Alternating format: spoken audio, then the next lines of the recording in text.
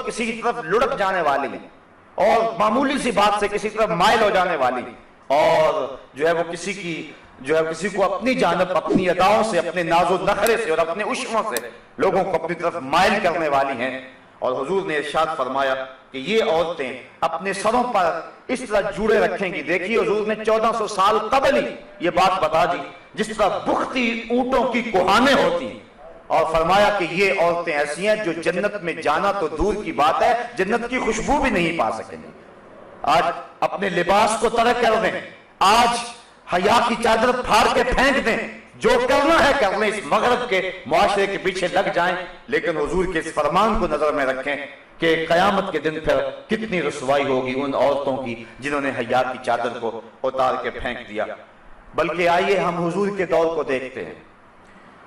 ابو داؤد شریف کے اندر روایت ہے کہ ایک خاتون کا بیٹا شہید ہو گیا کسی جنگ کے اندر، تو حضور کی خدمت میں وہ حاضر ہوئی، لیکن اپنے جوان بیٹے کی وفات پر اور اس کی شہادت پر حضور کی خدمت میں جب حاضر ہوئی تو صحابہ نے کیا دیکھا کہ اس کا پورا جسم جو تھا وہ پردے میں لپٹا ہوا تھا.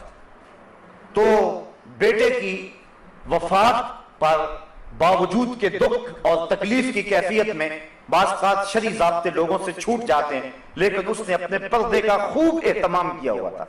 صحابہ نے تعجب کرتے ہوئے، اور تعجب جو تھا اس کو تحسین کی نظر سے دیکھتے ہوئے کہا کہ تو نے اس حالت کے اندر بھی اپنے پردے کا اتنا التزام کیا ہے. تو اس عورت نے جو جواب دیا وہ دختران ملت کے لیے کتنی روشن اور کتنی جو ہے وہ اجالے بانٹنے والی بات ہے. اس نے کہا میرا بیٹا فوت ہو گیا، میرا حیا تو فوت نہیں ہوا ہے، میرا بیٹا چلا گیا لیکن میرا حیا تو بھی باقی ہے.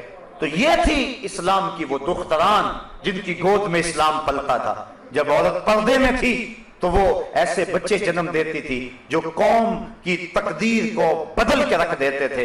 اقبال کہتا ہے تو نہ دانی کہ سوزے کے راتے تو دیگر گوں کر تقدیر عمر رہا. میرے قوم کی بہن تو نہیں جانتی کہ تو بہن ہو کے قرآن پڑھے تو عمر کی تقدیر بدلتی ہے، اور تو ماں ہو کے قرآن پڑھے تو بیٹا نیزے کی نوک پہ بھی قرآن سناتا ہے. آج اگر عورت سمٹ جائے تو معاشرہ پھیل جائے گا. میری بہن، میری بیٹی، تو نگار خانے کی زینت نہیں ہے، تو گھر کی آبرو ہے.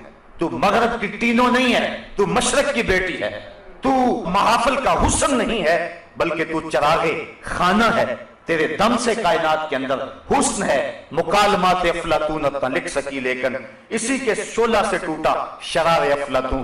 اسی عورت کی گود کے اندر اسلام پلتا تھا. جب مائیں ام الخیر جیسی تھی تو بیٹے غوث اعظم جیسے جنم لیتے تھے.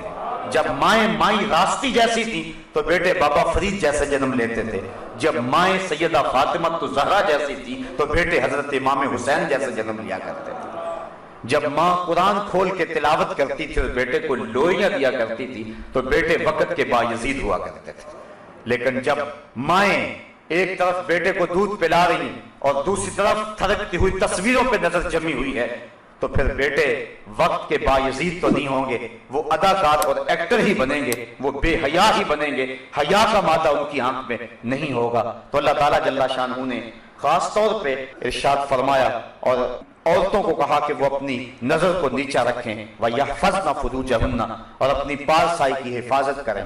سب سے قیمتی جوہر کسی شخص کی آبرو ہے. اگر آبرو باقی نہ رہی تو کیا